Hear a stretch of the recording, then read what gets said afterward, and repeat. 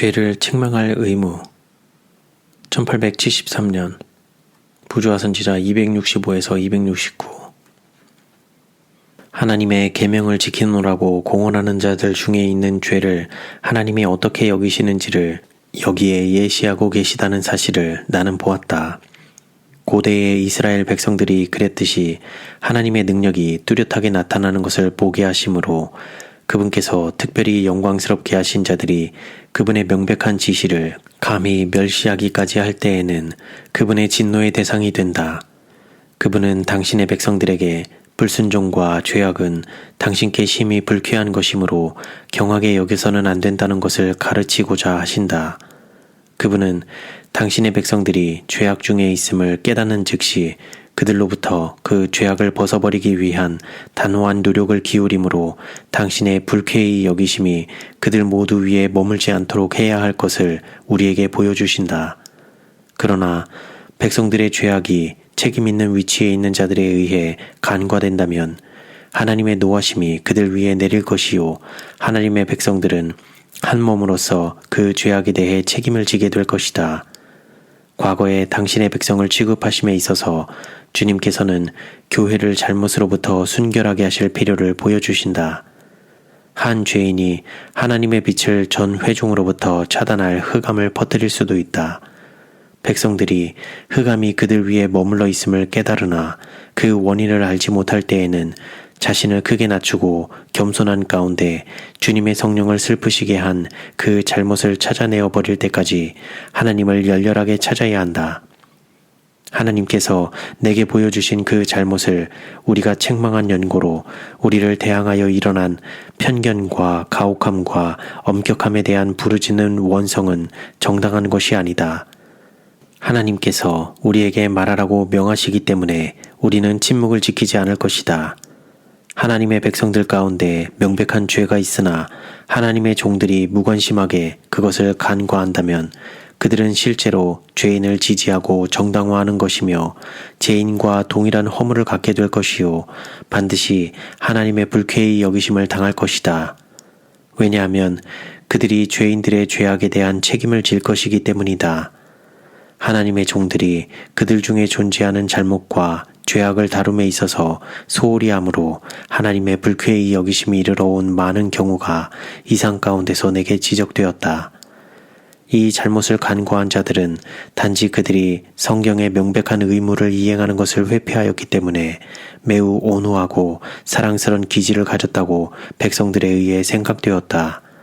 그 일은 그들의 마음에 맞지 않았으므로 그들은 그것을 회피하였다. 하나님의 백성들에게 있는 잘못에 대한 견책 때문에 어떤 이들이 품어온 미움의 정신은 그들 자신의 영혼에 맹목과 두려운 기만을 야기하였고 그들로 하여금 옳고 그름을 분간하지 못하게 하였다. 그들은 그들의 영적 시력을 어둡게 하였다.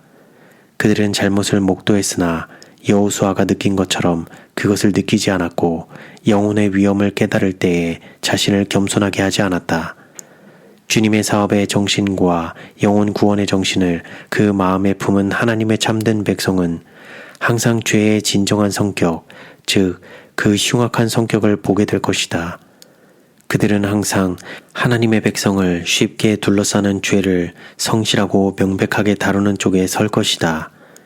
특히 교회를 위한 마지막 사업에 있어서 하나님의 보좌 앞에 흠없이 설 14만 4천인을 인치는 때에 그들은 하나님의 백성임을 고백하는 자들의 잘못을 가장 깊게 느낄 것이다. 이 사실은 각자 그 손에 사륙하는 기계를 든 사람들의 모습으로 표상된 마지막 사업에 대한 선지자의 예증을 통하여 강력하게 제시되었다. 그들 중에 하나는 가는 베옷을 입고 허리에 서기관의 먹그릇을 찼다. 이르시되 너는 예루살렘 성읍 중에 순행하여 그 가운데서 행하는 모든 가증한 일로 인하여 탄식하며 우는 자의 이마에 표하라. 누가 이와 같은 때에 하나님의 권면을 따를 것인가?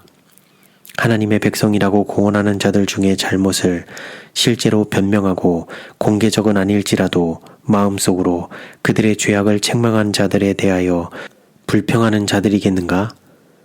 책망자들을 반대하고 잘못을 범하는 자들을 동정하는 자들이겠는가?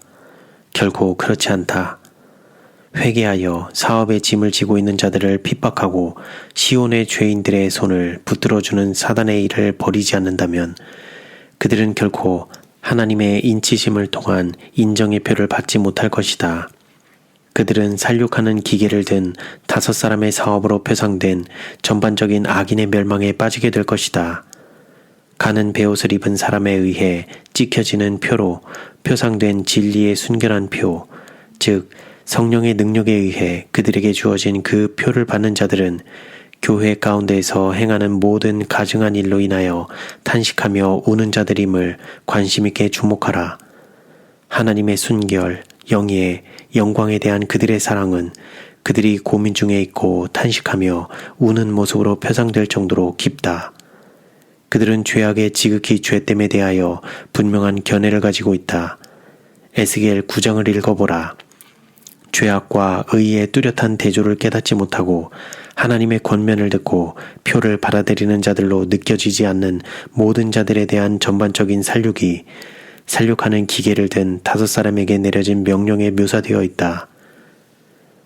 너희는 그 뒤를 쫓아 성읍 중에 순행하며 아껴보지도 말며 긍휼을 베풀지도 말고 쳐서 늙은 자와 젊은 자와 처녀와 어린아이와 부녀를 다 죽이되 이마에 표 있는 자에게는 가까이 말라.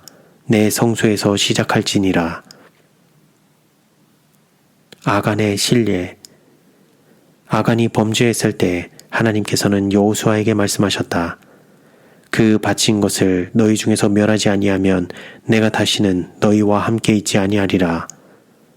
죄악과 잘못을 책망하지 않고 오히려 이스라엘 진을 괴롭게 하는 자들에게 항상 동정하는 자들이 따르는 길과 이 신뢰는 얼마나 판이하게 다른가?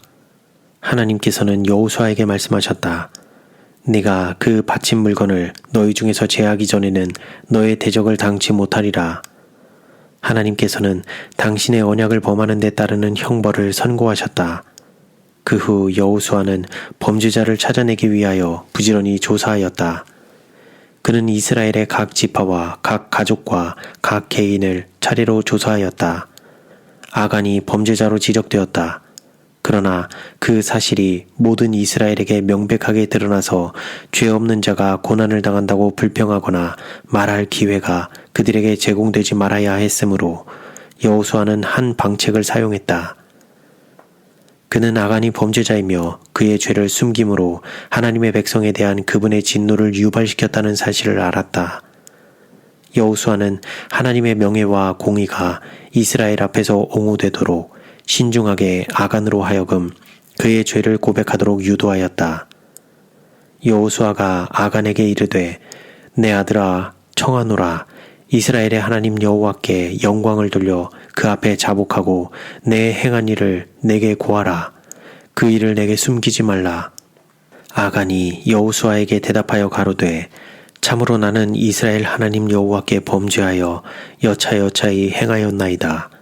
내가 노력한 물건 중에 시날산의 아름다운 외투어 한 벌과 은 200세겔과 50세겔 중에 금덩이 하나를 보고 탐내어 취하였나이다. 보소서 이제 그 물건들을 내 장막 가운데 땅속에 감추었는데 은은 그 밑에 있나이다.